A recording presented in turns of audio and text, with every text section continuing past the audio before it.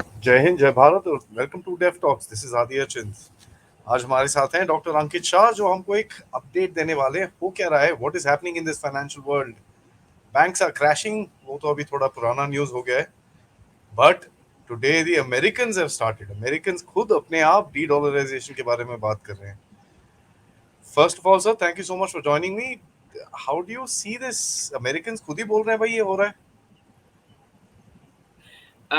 देखें, इसमें ऐसा है आदि जी कि जो पूरा फियाट रिजर्व करेंसी वाला वर्ल्ड जो था, उसके अंदर दो मेन कंपोनेंट है। एक चाइनीज, जिनको पूरा मैन्युफैक्चरिंग का एक रिस्पॉन्सिबिलिटी दे दिया गया, और दूसरा वेस्टर्न वर्ल्ड है, जिसको सिर्फ फाइनेंशियलाइजेशन वाला रोल था उनका, कि प्रिंट करना है, उसमें से स्पेंडिंग करना है, कंज्यूम करना है, और फाइनेंस भी वहीं से करना है।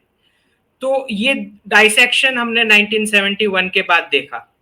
तो जब चाइनीज फॉरेन मिनिस्ट्री ने पूरा डॉक्यूमेंट डाल दिया है अपनी मिनिस्ट्री पे, डिटेल में, कि यूएस का क्या हेजिमोनी रहा है, कल्चरल कैसा रहा है, फाइनेंशियल कैसा रहा है, नरेटिव बिल्डिंग में क्या रोल था, और जैसे उन्होंने अपनी पॉपुलेशन को पूरा ओरिएंटेशन दिया चाइनीज टेलीविजन पे, कि $100 का जो बिल है उसको मतलब प्रिंट करने में 17 सेंट्स का कॉस्ट लगता है, और उसके बदले $100 वर्थ के चाइनीज गुड्स लेके जा रहे हैं ये लोग यहाँ से, रियल गुड्स।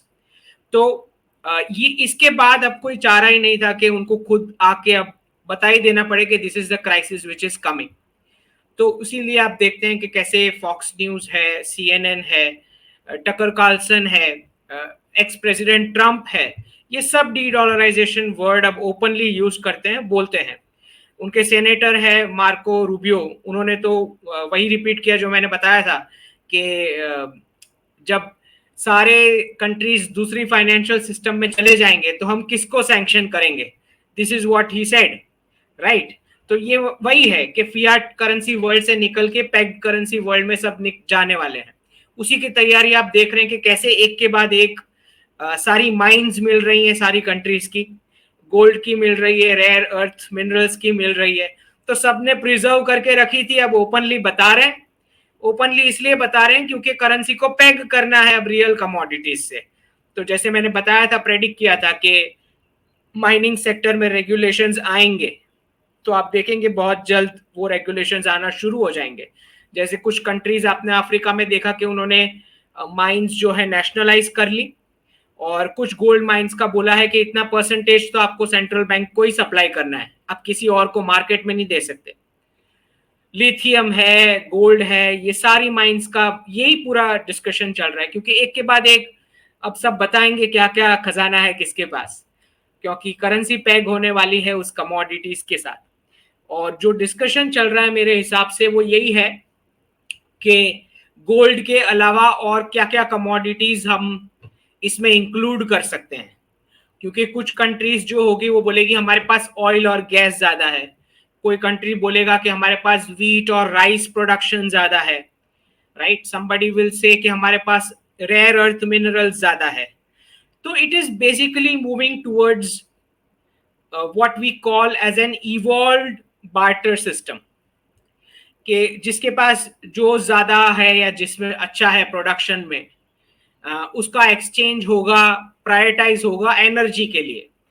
तो उसी की वजह से जब हमने चाइनीज एक्सपोर्ट्स का डेटा देखा फर्स्ट क्वार्टर का 2023 का, तो हमने पाया कि कैसे उन्होंने यूरोपियन यूनियन और यूनाइटेड स्टेट्स के एक्सपोर्ट्स कम कर दिए हैं, और गल्फ और साउथ ईस्ट एशिया में बढ़ा दिया है एक्सपोर्ट्स। तो क्योंकि सीधी सी बात है, अब जिसके पास रियल कमोडिटीज या प्रोडक्शन है कुछ एक्सचेंज करने को, तो एक्सपोर्ट में प्रायोरिटी उसी को मिलेगी, बाकी किसी को नहीं मिलेगी, ठीक। तो क्योंकि अब वेस्टर्न वर्ल्ड ने पूरा मैन्युफैक्चरिंग ही शिफ्ट कर दिया था चाइना पे, एशिया और गल्फ के ऊपर, तो एक बहुत बड़ा आप कह सकते हैं कि वेस्ट को इग्नोर करने का एक पूरा ये डिकेड चलेगा, जहां पे उनको क्या खरीदना है कोई पूछने नहीं वाला, क्योंकि उनके पास देने के लिए कुछ नहीं है, ठीक। अच्छा, और पेग करेंसी वर्ल्ड में जब हम जाएंगे, तो कोई भी करेंसी जो होती है आदि जी, उसके उसके वैल्यूएशन में तीन इंपॉर्टेंट फैक्टर्स होते हैं। एक होता है कि जो कमोडिटी के साथ पैग होगा, that is one part of the valuation. दूसरा होता है कि करेंसी की वर्ल्ड में डिमांड कितनी है यूजेज के लिए, ठीक। और तीसरा होता है कि आपकी आपकी खुद की पॉपुलेशन की क्या प्रोडक्टिविटी है कि आप वर्ल्ड को कुछ कॉम्पिटिटिव प्राइसिंग पे सप्लाई कर पाएंगे। ये तीन चीज होती है जिसमें से वेस्ट के पास स्पेसिफिकली अभी जो यूएस के कुछ आर्ग्यूमेंट्स में देखता हूं कि कैसे वो बोलते हैं हमारे पास 8,000 टन गोल्ड है रिजर्व्स में, ठीक। तो वो हो जाता है commodity part of valuation of the currency. लेकिन बाकी दो पार्ट्स है वो वेस्ट के मिसिंग है, which is the demand of the currency world wide, जो ब्रिक्स करेंसी जब आएगा तब रिप्लेस कर लेगा कुछ पायलट ट्रांजेक्शन के ट्रायल और एरर के बाद। और दूसरे जो अगर वो नहीं भी चलता है तो बायलैटरल करेंसीज जो है होगी वो वो कब्जा कर लेगा वो सेक्शन। और दूसरा जो है प्रोडक्टिविटी ऑफ पॉपुलेशन, कि आप क्या बना के बेच पाएंगे जो वर्ल्ड को चाहिए। तो ये इसमें भी जीरो है क्योंकि मैन्युफैक्चरिंग और प्रोडक्शन तो पूरा दूसरों को ही दे दिया था उन्होंने, right.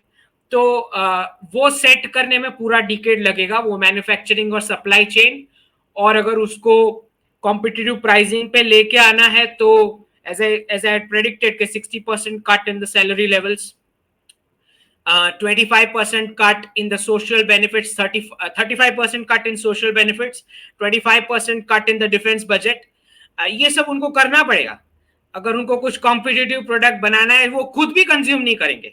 Americans themselves won't buy made in USA product अगर ये इन्फ्लेटेड लेवल्स पे इकोनॉमी चलाएंगे जो फियाट रिजर्व करेंसी वाली अंदर से पूरी हॉलो है, जिसके पीछे कुछ बैकिंग नहीं है। तो ये सारे वेस्टर्न एसेट्स जो है आप देखेंगे एक के बाद एक इसमें कैपिटल ट्रिमिंग जो ऑलरेडी शुरू हो गई है। मैंने बीच में ट्वीट भी डाला था कि कैसे बड़े बड़े रियल एस्टेट प्रोजेक्ट्स हैं जो आधे से भी कम प्राइस में बिक रहे हैं। तो ये कैपिटल ट्रिमिंग शुरू हो गई है अब। तो जितना भी रिजर्व करेंसी का बबल इकट्ठा हुआ था जितने भी वेस्टर्न एसेट्स में, वो धीरे धीरे धीरे होके बर्स्ट होना शुरू हो जाएगा। तो वो वैल्यूएशन अब उनको नहीं मिलेगी जो आर्टिफिशियली हाई करा के रखे थे, ठीक। तो ये सब पूरा एक फाइनेंशियल पॉन्जी स्कीम 50 साल का खत्म होने को आ रहा है। बहुत हो चुका था, सबको समझ में आ गई है कि rest of the world were paying the bills of the American lifestyle और वेस्ट तो पूरा ही पूरा बैंकरप्ट है। पाकिस्तान से भी गया गुजरा है। पाकिस्तान तो एटलीस्ट मांग के लेता है ना। ये तो दिस वाज अ टोटल लूट। तो now that it is exposed, ये अब चलने नहीं वाला, उनको भी समझ आ गई। बड़ा स्केरी सिनेरियो है सर ये जो आप बता रहे हो। बट इसमें एक चीज मेरे को थोड़ा सा आपसे क्लैरिफाई करना था सर। वेस्ट में जो ये लोग बोल रहे हैं अभी इस टाइम पे डी डॉलराइजेशन और ये सब, अभी आप एक जॉर्ज सोरोस का लेक्चर देखेंगे उसमें वो बोल रहा है कि this is required for the western economy to stabilise. And वो बोल रहा है कि भाई साहब चाइना को आना पड़ेगा तभी ये चीज सक्सेसफुल हो पाएगी, अदरवाइज नहीं हो पाएगी।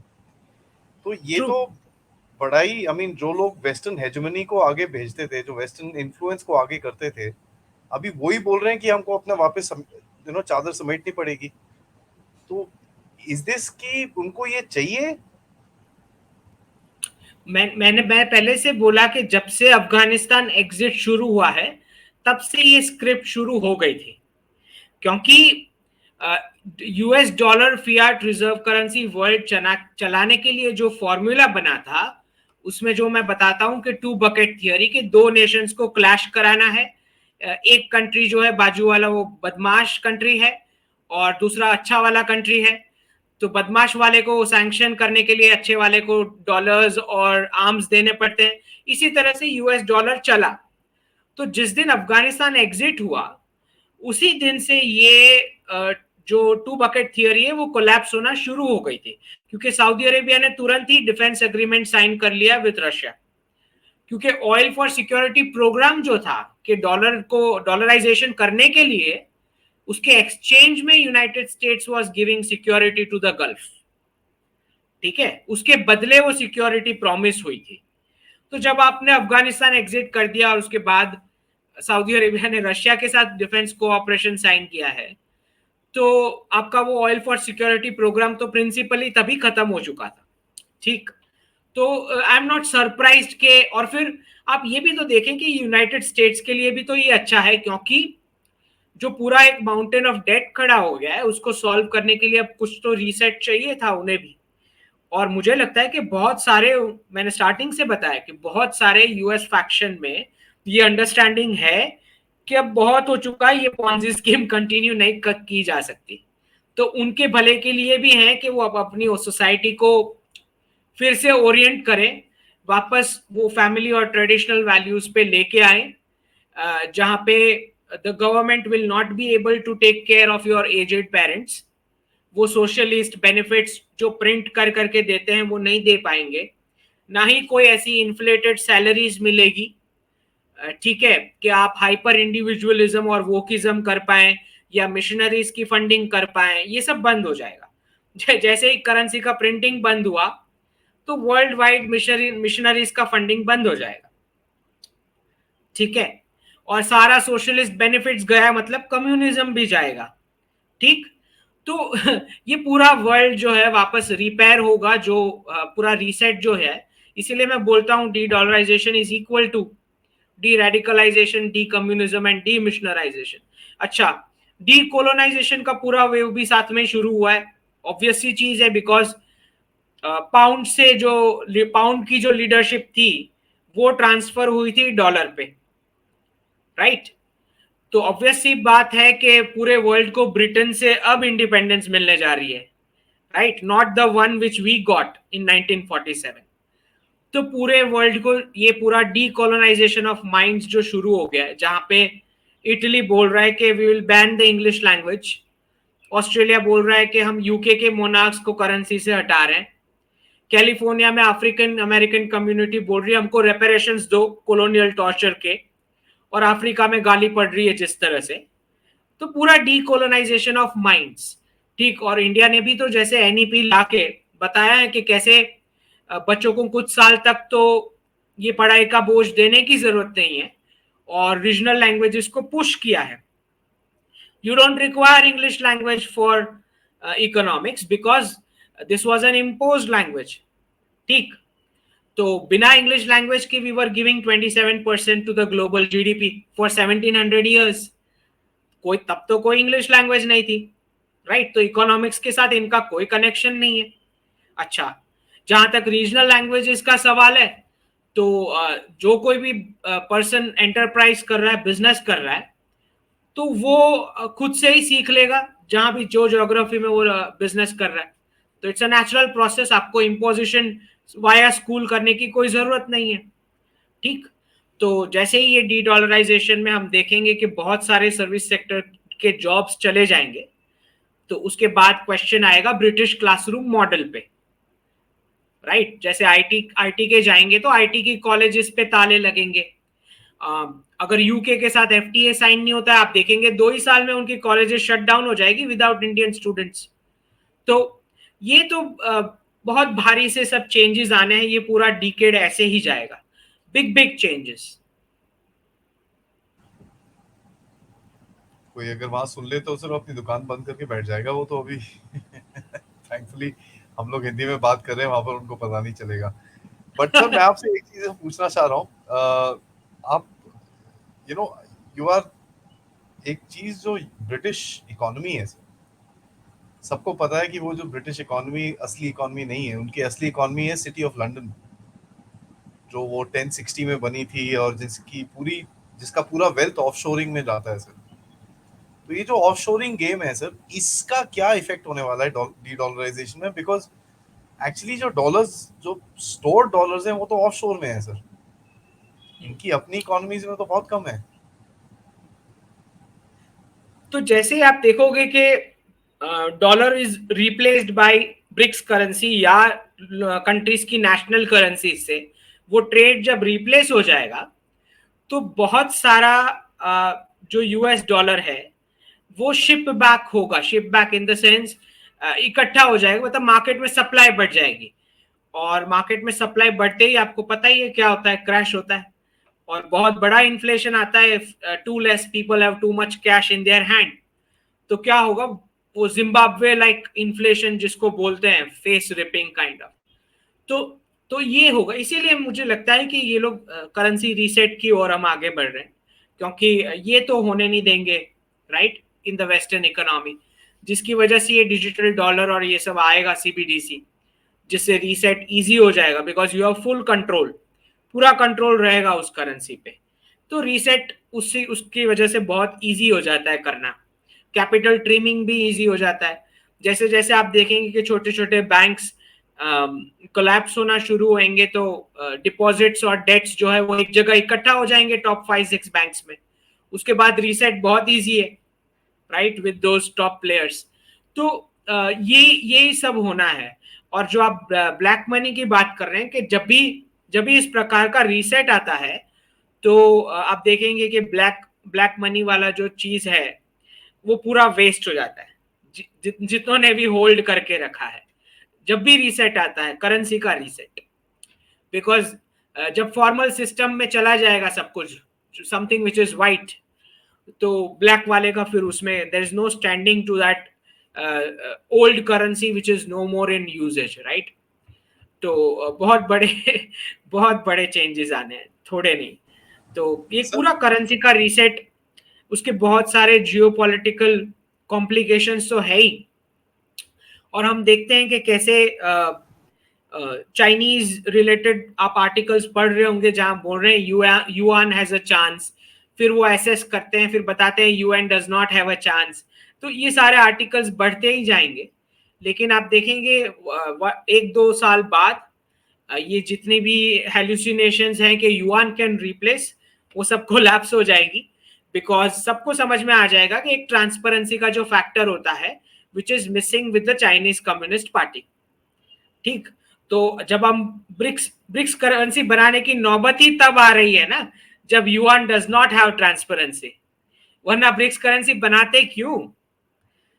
जब वर्ल्ड का सप्लायर है उसके पास करेंसी है, जो पूरे वर्ल्ड का सप्लायर है, डेली यूजेज के प्रोडक्ट्स बनाता है पूरी दुनिया के, उसकी करेंसी है, उसने डिजिटल युआन भी निकाला जो 3 साल से तो वर्क नहीं किया है।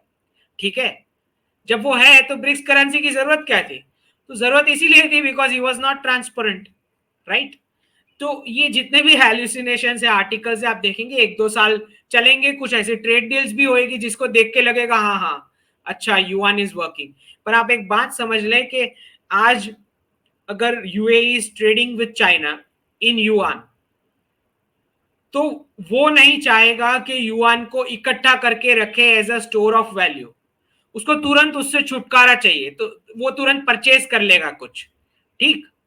तो रिजर्व्स जो होती है, जो रिजर्व करेंसी होती है, वो कभी ऐसी नहीं होती। रिजर्व करेंसी वो होती है which is a strong store of value. सामने वाले को वैल्यू दिखना चाहिए कि अगर मैंने उसमें सेविंग्स की है तो 50 साल बाद, 30 साल बाद आई हैव सम यूजेज, उसका कुछ मैं यूज कर पाऊंगा, it is real value backing it. ठीक है। Which is why, due to lack of transparency of how the Chinese Communist Party handles finance, I don't think yuan can replace. Yuan can replace the trades. It cannot replace the reserve currency status. ठीक। ये तकलीफ है उसके साथ। लोग purchase कर लेंगे, cell कर लेंगे, लेकिन कोई रखेगा नहीं अपने पास। दिक्कत ये है। ठीक। तो इसीलिए अगर कोई रिप्लेसमेंट बन सकता है तो वो एक ब्रिक्स करेंसी जो नई फॉर्मुलेट होगी।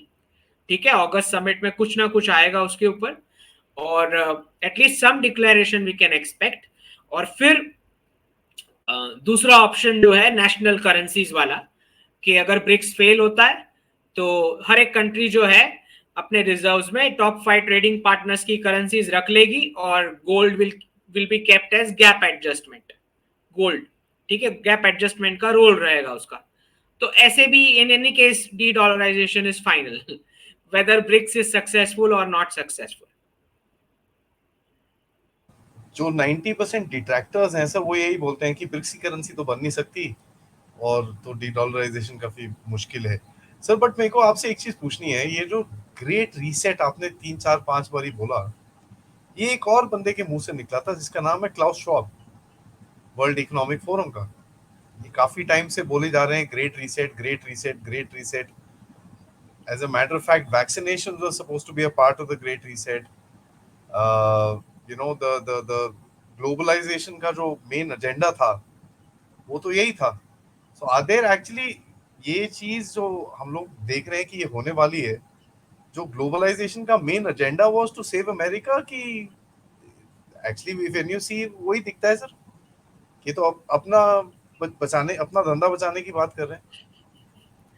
सी ये WEF और क्लॉस शॉप वाली बहुत सारी थियरीज फ्लोट कर रही है, और बहुत कुछ रियलिस्टिक मटेरियल भी उसको सपोर्ट करने के लिए मिलता है उनके ऑफिशियल डॉक्यूमेंट्स और हर जगह, और कुछ मोमेंटम भी हम देखते हैं, राइट, इधर उधर कॉर्नर्स में. लेकिन यू हैव टू अंडरस्टैंड कि एशियन कॉन्टिनेंट जो है, जिसको हम अग्नि एशिया बोलते हैं, ये पूरा एक सनातन इंडियन सब कॉन्टिनेंट के इन्फ्लुएंस पे चलता है, psychologically at the back of mind. तो मुझे नहीं लगता कि एशिया की कोई भी country, that includes Russia as well, कोई भी उस अलाइनमेंट में जाएगी जहां पे वन वर्ल्ड करेंसी या वन वर्ल्ड गवर्नमेंट, ऐसे ही सब थियरीज फ्लोट हो रही है, राइट. मुझे नहीं लगता कि ऐसा कुछ में एशिया की कोई बड़ी कंट्री पार्टिसिपेट करेगी. हाँ, ये हो सकता है कि उसके अंदर जितने भी एलिमेंट्स हैं उनकी थियरी में, वन वर्ल्ड गवर्नमेंट, ये वो, उसके इंटरनल जो एजेंडा आइटम्स है या लाइन आइटम्स है, उसके अंदर एशियन कंट्रीज को कुछ ना कुछ इंटरेस्ट हो, नेशनल इंटरेस्ट, जिसमें वो पार्टिसिपेट करना चाह रहे हो, ये हो सकता है. लेकिन अगर कोई बोल रहे हैं कि सब गवर्नमेंट को हटा के कोई वन वर्ल्ड गवर्नमेंट आ रहा है, या सिंगल हैंडेडली वहां से रेगुलेशंस निकलेंगे और यहाँ पे मोदी जी या पुतिन फॉलो कर लेंगे, मुझे नहीं लगता है ऐसा कोई भी एशियन कंट्री करेगी. क्योंकि जो मैंने बताया कि strategic autonomy is a Hindu Sanatan family virtue. Nobody will give that up in Asia. ठीक है, अगर शी जिनपिंग को कुछ अथॉरिटेटिव करना है तो वो खुद ही कर लेगा. He is not going to ask Klaus Schwab कि तू बता क्या करना है. No, that's not going to happen, right. तो ये वेस्ट में ऐसा कुछ हो सकता है जो बताया जा रहा है कि आप बग्स खा लो, इंसेक्ट्स खा लो, ये वो. मुझे नहीं लगता कि एशिया की कोई कंट्री इस डायरेक्शन में जाएगी. अच्छा, चाइनीज तो कुत्ते भी खाते हैं, वो तो पता नहीं क्या क्या खाते हैं, डोंकी भी खाते हैं, स्पैरो भी नहीं छोड़ते. तो वो क्लास श्वाब ने उसको नहीं बताया है, वो पहले से ऐसे ही है. ठीक. तो ये जो एशिया की जो कंट्रीज हैं वो स्ट्रेटेजिक ऑटोनॉमी में बिलीव करती है, और यहाँ पे कोई इम्पोजिशन पॉसिबल नहीं है. अगर इम्पोजिशन पॉसिबल ही होता तो फिर यूएस डॉलर क्या बुरा था. They were already imposing many things worldwide. ठीक. तो ऐसे नहीं होता है. लेकिन वेस्ट में मैं देखता हूं कि क्योंकि वो जो बोलते हैं ना, जो खाली बाउल है, जो बाउल ही खाली है तो उसमें कोई कुछ भी भर सकता है. That kind of thing. तो वेस्ट में कुछ ऐसे हमें दिख सकते हैं आसार, जहां पे may be one world government तो नहीं कह सकते, लेकिन a unitary place from where regulations और डायरेक्शंस कमिंग इन. वेस्ट में ऐसा पॉसिबल है, बट नॉट एशिया. मुझे नहीं लगता एशिया की कोई कंट्री ऐसे बाहर से डायरेक्टिव्स लेके उस हिसाब से ऑपरेट करेगी. वही चीज इंटरेस्टिंग है कि सर ये जो परसेप्शन है वेस्ट का कि भाई हम बोलेंगे और ये हो जाएगा because we own the dollar. अभी डू यू थिंक कि सर ये जो रशिया यूक्रेन वॉर हुई सर, ये डी डॉलराइजेशन जो भी होना था सर, ये बड़े आराम से चुपचाप होता, आराम से. It would have taken some 5-7 years. But ये जो रशिया के डॉलर्स इन लोगों ने साइड में कर लिए, ये कर लिया, वो कर लिया, this thing actually triggered it even harder because everybody looked around and said यार ये अगर मेरे साथ हो गया मैं क्या करूंगा. बाहर से तो ऐसे ही दिख रहा है. Most of the experts will tell you this even some years from now, but I don't believe this, and I tell you why. क्योंकि जो टू बकेट थियरी है उसमें एक कंट्री को सैंक्शन करना ही होता है, और दूसरी कंट्री को जो है उसको डॉलर्स और आर्म्स देने होते हैं. तो यूक्रेन कॉन्फ्लिक्ट जो है perfectly helps the US dollar to go up. जो आप देख भी रहे हैं कि यूएस डॉलर ऊपर गया. चाइना ताइवान का कॉन्फ्लिक्ट होगा तब भी यूएस डॉलर ऊपर जाएगा. Because it is two bucket theory. Israel Iran का कॉन्फ्लिक्ट होगा तब भी यूएस डॉलर ऊपर जाएगा, इंडिया पाकिस्तान का पीओके होगा तब भी यूएस डॉलर ऊपर जाएगा, because all these are two bucket theories.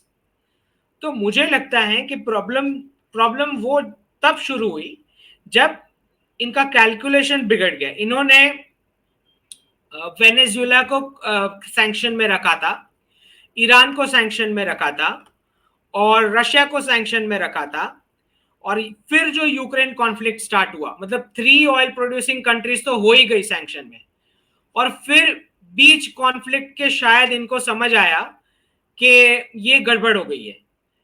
तो ईरान से सैंक्शन हटा नहीं सकते because there was a pressure of Israel within the United States governance. उनका बहुत पावरफुल लॉबी है वहां पे। तो उसको रेक्टिफाई करने के लिए उन्होंने opposite faction which is United Arab Emirates, UAE, और उन दिनों जैसे आप देख रहे हैं कि यूएई बहुत ज्यादा इंडिया के साथ अलायंस में बहुत कुछ मूवमेंट्स कर भी रहा है, अभी भी कर रहा है। तो एक तो उनको खिंच थी यूएई पे, और क्योंकि ईरान से सैंक्शन हटा नहीं सकते तो उन्होंने क्या किया कि चलो ऐसा करते हैं, ऑपोजिट फैक्शन को भी सैंक्शन में डाल देते। तो एक गलती सुधारने के लिए उन्होंने दूसरी गलती करी which is listing UAE in the FATF. ठीक है, तो जितनी मेरी समझ है, मुझे ये समझ आता है कि यूएस डॉलर का डेथ वारंट जो है वो यूएई ने साइन करा है, बिकॉज एक साथ 4 ऑयल प्रोड्यूसिंग कंट्री, और क्योंकि यूएई के साथ Saudi Arabia is obviously their own alliance kind of a system, तो 5 ऑयल प्रोड्यूसिंग कंट्री को एक साथ आपने सैंक्शन, इनडायरेक्ट सैंक्शन, यूएई और Saudi is one and the same in crude oil business purpose.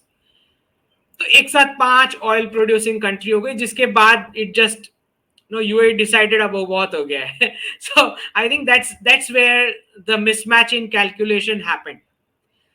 तो वो ईरान से जो भूल गए सैंक्शन हटाना बिफोर यूक्रेन स्टार्टेड, उसकी वजह से डी डॉलराइजेशन बहुत स्पीड में आ गया।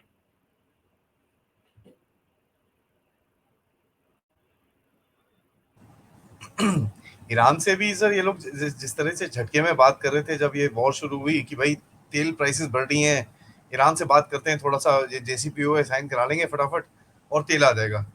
वहां पर वेनेजुएला भी मड्यूसर से बात करी, उसने बोला भाग जाओ यहाँ से, मैं खुश हूँ जैसे हूँ, मतलब they're in bad condition but still he didn't really bother about it. अब बड़ा तो पोजीशन ये है आदि जी कि अगर सैंक्शन हटा भी देंगे ना, तब भी nobody is going to move out from the D dollarisation process. कोई नहीं खिसकेगा because everybody is very clear and intent on it. अच्छा, दूसरा आप मूवमेंट आप देखें कि इमैनुअल मैक्रोन, क्योंकि वो वहां पे ये जो पूरा पेंशनर्स वाला प्रोटेस्ट चला, क्योंकि डी डॉलराइजेशन से क्या होता है कि जो मैंने बताया कि आप सोशलिस्ट बेनिफिट्स आप नहीं दे पाओगे, जिसकी वजह से मैक्रोन ने सबसे पहले इनिशिएटिव लिया पेंशन के ऊपर कि चलो वहां से काटना शुरू करते हैं। तो एक पूरा प्रोटेस्ट फंड हुआ जिसमें वेस्ट के स्पेसिफिक यूएस यूके के बहुत सारे एलिमेंट्स इन्वॉल्व थे वो फंडिंग और ऑर्गेनाइजिंग द प्रोटेस्ट में। तो वो फंड, उसके बाद मैक्रोन ने स्टेप्स लिए against those banks which were organizing this. So these were Western banks who were doing this, funding the protest and organizing everything. तो उस पर मैक्रोन ने कुछ इनकम टैक्स की रेड्स डलवाई, और फिर he visited to China. He is decided कि अब बहुत हो चुका है, so he went to China, और वहां जो भी मीटिंग हुआ उसमें जैसे ताइवान के ऊपर वो भी स्विच कर गए कि नहीं नहीं हमको क्या लेना देना, जिसको जो करना करे ताइवान का, that is the kind of stand. और फिर उन्होंने बोला, बहुत ही इंपॉर्टेंट वर्ड व्यूअर्स को जानना जरूरी है, उन्होंने बोला strategic autonomy. Now this is the terminology which only the Indian ministry of external affairs uses, right. तो जहां जहां शी जिनपिंग जाएंगे हर जगह उनको ऐसे ही लोग मिलेंगे जो उनको बताएंगे कि चलो आप प्रो इंडिया डिसीजंस लेना शुरू कर दो, बहुत हो गया। ये होना है शी जिनपिंग के साथ। जब भी ब्रिक्स प्लस का करेंसी भी बनेगा, जहां जहां वो युआन इंपोज करने की ट्राई करेंगे, वहां वहां सामने वाला बोलेगा ठीक है ट्रेड के लिए फाइन, बट एक काम करो इंडिया जो बोल रहा है वो करते हैं। तो दिस इज द प्रॉब्लम कि जब मैक्रोन बोल रहा है strategic autonomy to Xi Jinping, और जब शी जिनपिंग अरब समिट के लिए गल्फ जाते हैं, 3 दिन के लिए रुकते हैं जानने के लिए कौन कितना कमिट कर रहा है, पता चलता है ओनली 30 बिलियंस का डील कमिट हुआ among the 5 big Arab states. तो वहां पे भी जाके उसको यही समझ आया सब बोल रहे हैं इंडिया। तो वो जिससे भी मिलेगा डी डॉलराइजेशन के बाद अभी कभी भी, तो उसको हर जगह से यही प्रेशर मिलना है कि इंडिया जो बोल रहे हैं वही करते हैं। तो this a big kind of I told you this is India century, यही होना है और कुछ हो ही नहीं सकता है। बिकॉज आप ये समझे कि वेस्ट की इकोनॉमिक्स की जो हालत है, it has become a joke. पहले से जोक ही था, आई न्यू इट, बट बाकी के इकोनॉमिक्स पता नहीं उनको क्यों नहीं दिखाई देता, but it was always a joke, पूरा पॉन्जी स्कीम था। क्योंकि वो स्पेंडिंग और कंजम्पशन की बातें किए जा रहे हैं, इन्वेस्टमेंट स्पेंडिंग कंजम्पशन। आप कभी सेविंग्स का सुनेंगे नहीं उनसे, क्योंकि उनके पास प्रिंटिंग प्रिंटिंग जो प्रेस है वही उनका है, राइट। तो कोई भी इकोनॉमिस्ट बात ही नहीं करता कभी के सेविंग्स के बारे में, क्योंकि सारे वेस्टर्न इन्फ्लुएंस्ड इकोनॉमिस्ट है हमारे कॉलेजेस से लेके हर जगह। इन बेवकूफों को पता ही नहीं कि हमारे पास कौन सी रिजर्व करेंसी है जो हम छाप देंगे। वो बोले जा रहे हैं सेविंग्स और कंजम्पशन। रघुराम राजन ने पूरा ट्विस्ट आपने सुना होगा अभी लेटेस्ट, बोलता है बैंक्स में प्रॉब्लम आने वाले हैं because of very high liquidity. अब लिक्विडिटी वर्ड ऐसा यूज करेंगे कि कॉमन पीपल को समझ नहीं आएगा। बेसिकली रघुराम राजन जो कुछ साल पहले बोल रहा था कि प्रिंट कर करके स्पेंडिंग और कंजम्पशन बढ़ाओ, अब बोल रहा है कि स्पेंडिंग और कंजम्पशन की प्रिंटिंग की वजह से ये क्राइसिस आ रहा है। पूरा 360 डिग्री घूम गया है, क्योंकि उसका प्रिंटिंग मशीन वहां पे बंद हो रहा है इसलिए, वरना वो अभी भी वही राग अलापता, वही कंजम्पशन वाली, स्पेंडिंग और कंजम्पशन वाली। ठीक। तो ये सारे कार्टून, पूरे कार्टून इकोनॉमिस्ट है, मैं बताता हूं आपको।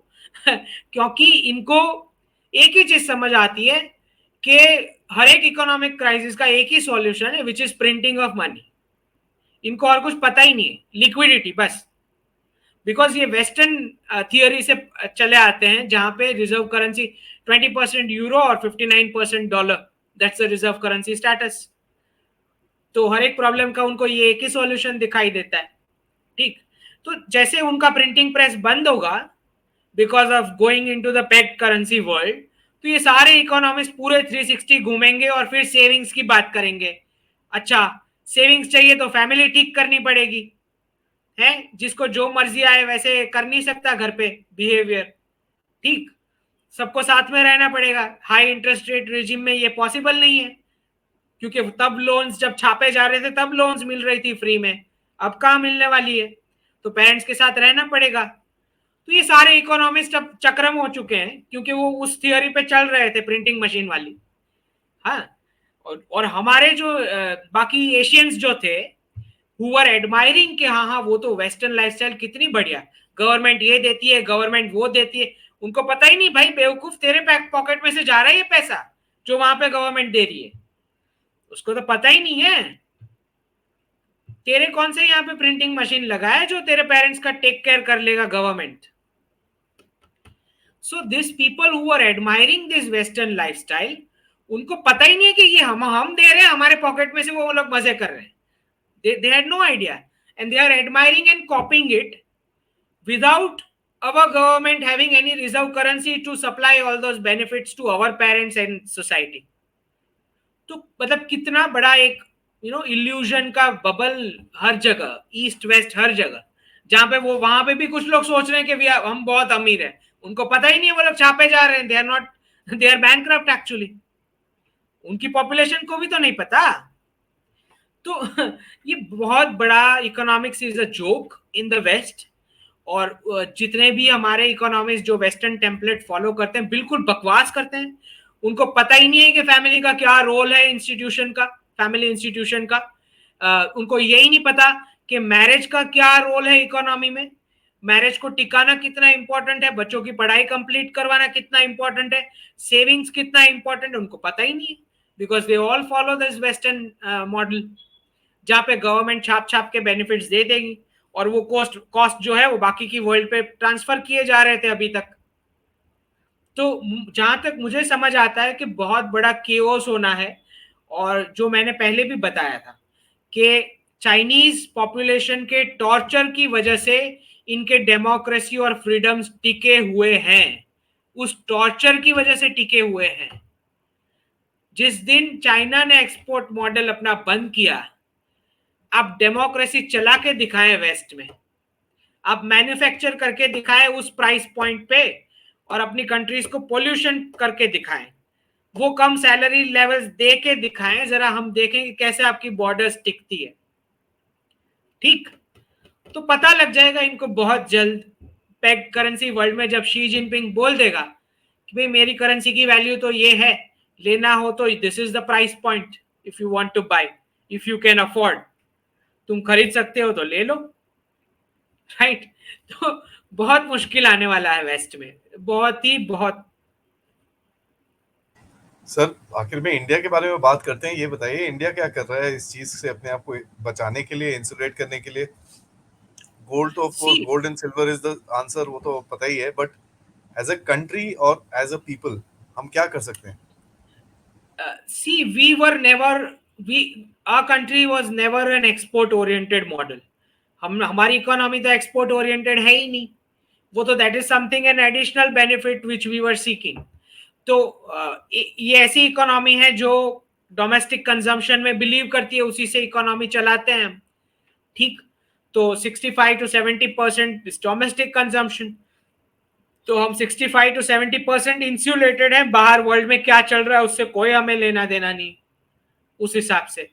तो जब भी वेस्ट के ये क्राइसिस इंसिडेंट्स आएंगे, तब टेम्पररी जो भी स्टॉक मार्केट, जो बिजनेसेस के एक्सपोजर है वेस्टर्न क्लाइंट्स में, उनको टेम्पररी शॉक आएगा। बाकी मुझे नहीं लगता कि बाकी की इकोनॉमी को कोई ऐसा सीरियस इशू है विद दिस।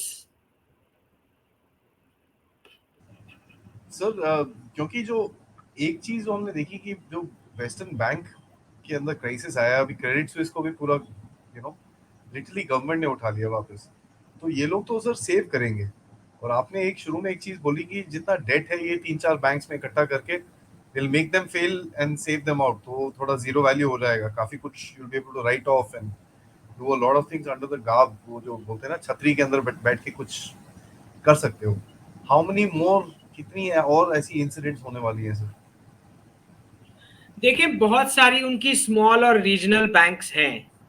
तो जैसे बैंक ऑफ, एक इवेंट जिसपे हमें नजर रखनी है, which is the new bank of Japan governor, जो नए आए हैं। क्योंकि उनके पास बहुत सारी यूएस ट्रेजरीज हैं, तो वो कब वो एक्शन लेते हैं येन और यूएस डॉलर के बीच, जब ये करेंसी वॉर छिड़ेगा, तो जब वो एक्शन लेंगे that will be very decisive, और उसका जो इम्पैक्ट आएगा वो फेडरल रिजर्व के किसी भी एक्शन से ज्यादा इम्पैक्ट आपको दिखेगा वर्ल्ड वाइड। तो यहां से आगे मैं देखता हूं जापान और यूएस के जो रिलेशंस हैं वो कुछ ही महीनों में आप देखेंगे बहुत ही बिगड़ जाने वाले हैं। बिकॉज जो मैंने बताया कि चाइना और जापान दोनों मिलके 50% ऑफ यूएस ट्रेजरी होल्ड करते हैं, तो अगर ये डंप हो जाती है तो एक बहुत बड़ा केओस आएगा यूएस इकोनॉमी में। सो एक ट्रिगर बटन जो उनके पास है बैंक ऑफ जापान के गवर्नर के पास, तो हम नजर रखेंगे उनके ऊपर, देखते हैं क्या होता है। बाकी जो मिड 2023, जो मतलब जून जुलाई अगस्त की बात है, उसमें आप देखेंगे कि कैसे 2-3 इवेंट्स आ रहे हैं। एक तो उनका फेड नाउ करके जो है नया पेमेंट इंटरफेस आ रहा है, डिजिटल डॉलर है। फिर लिबोर से सोफोर का जो ट्रांसफर होना है वो होना है, और डेट सीलिंग की जो उनकी डेट है वो भी आखिरी डेट आ रही है रेज करने की। और जेनेट येलेन जिस तरह से कम 5-10 बार बोल चुकी हैं कि अगर ये सीलिंग रेज नहीं हुई तो यूएस डॉलर को खतरा है, मुझे वो बहुत ही अनयूजुअल सा लग रहा है, बिकॉज इस फ्रीक्वेंसी में पहले कभी वो ऐसा नहीं बोली है। मतलब डेट सीलिंग जो है उनकी रेज होती है, हर बार होती है, कोई इस बार नया नहीं हो रहा है। लेकिन इस बार ये जो बार बार उनका स्टेटमेंट आ रहा है वो बहुत ही अनयूजुअल सा है। तो देखते हैं कि क्या होता है हकीकत में, but she is continuously saying this कि अगर डेट सीलिंग टाइम पे रेज नहीं हुई तो यूएस डॉलर खतरे में है। तो और बहुत सारे रिपोर्ट्स भी हम देख रहे हैं जहां पे वो बार बार क्लाइमेट चेंज को बता रहे हैं as a reason for whatever crisis that is happening. लगता है थक चुके पुतिन से, अब क्लाइमेट चेंज को बहाना बना रहे जो भी है। तो ये हम देखेंगे आगे कैसे क्राइसिस अनफोल्ड होता है, लेकिन ये बात चाइना, तय है कि रीसेट की जरूरत है। बट सर चाइना का क्या होने वाला? Because see China is in a बड़ा प्रिकेरियस कंडीशन है, उनकी इकोनॉमी काफी काफी हद तक डाउन हुई है, उनका रियल वो तो एस्टेट सीधी काफी सी हद तक बात है, डाउन हुआ है। जैसे मैंने बताया कि डी डॉलराइजेशन का सबसे बड़ा जो इंपॉर्टेंट डिसीजन है वो चाइना ने ही लेना था, क्योंकि सप्लायर ही वो है, राइट। तो जब वो ले चुका है तो उसका मतलब है they are okay with the unemployment, ठीक है, मैसिव अनएम्प्लॉयमेंट।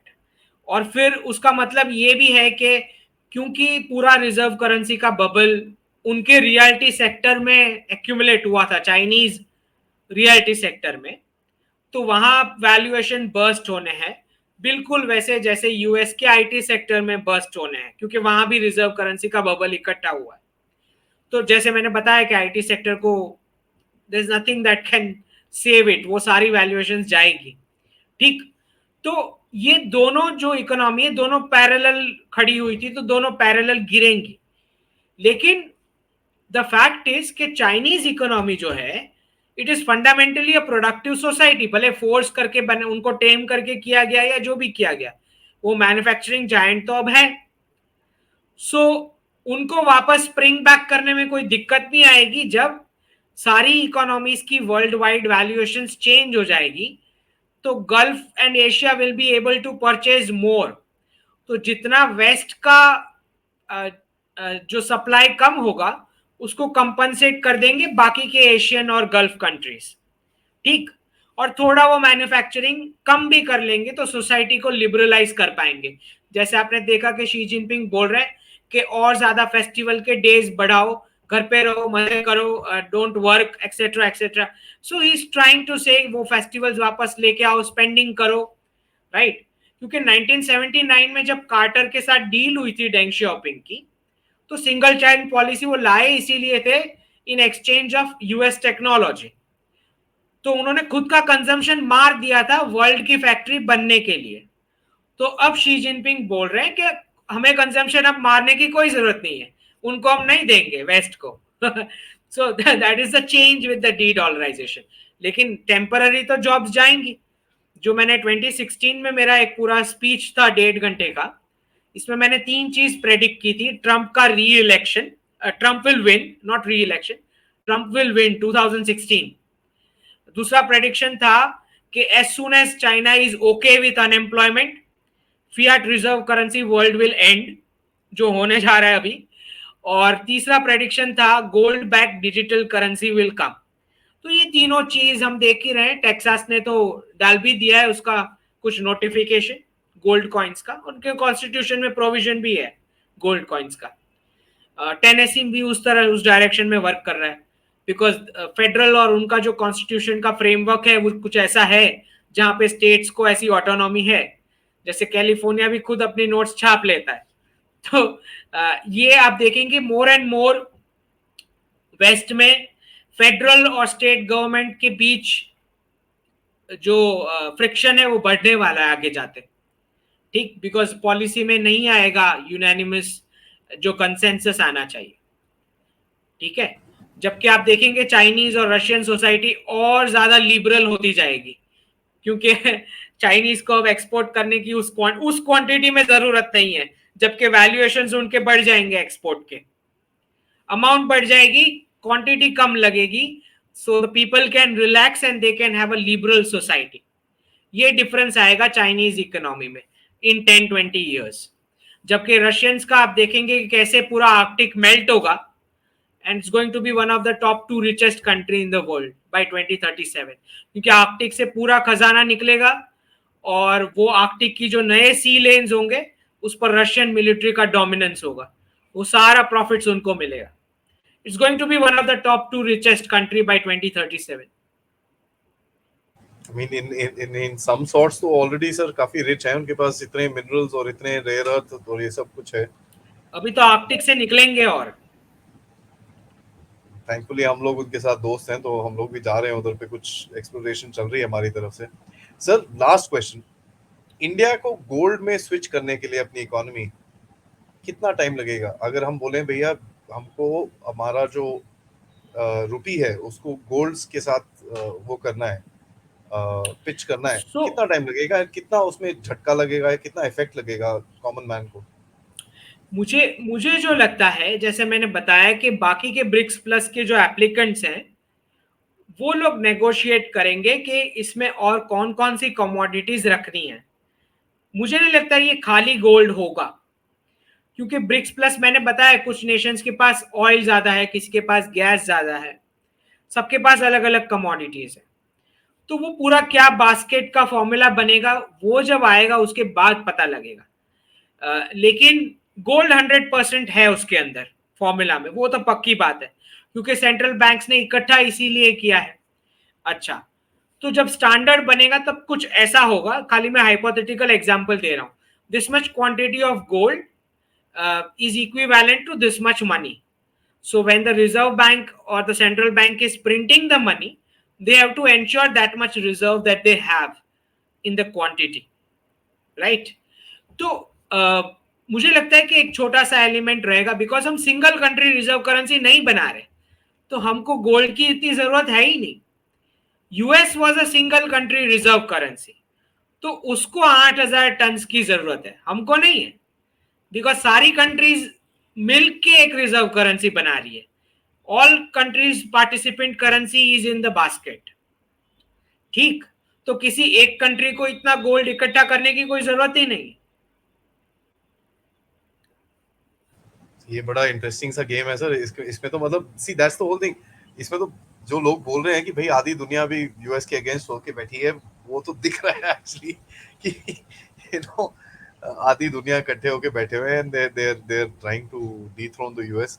सर आपके साथ बात करके बड़ा मजा आता है हमेशा, एंड मैं होप करूंगा कि हम लोग बात करते रहें इसके ऊपर, क्योंकि काफी कुछ हो रहा है. पिछले 3-4-5 हफ्तों के अंदर काफी कुछ हुआ है.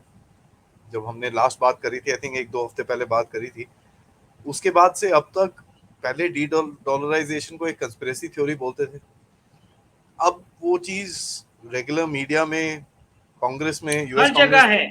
डिस्कस So हो रही है. now there is no more predictions from my side, because now everything is in open. Now it's just people updating the information. अब ये हुआ, अब ये हुआ, right? Now we will start the analysis.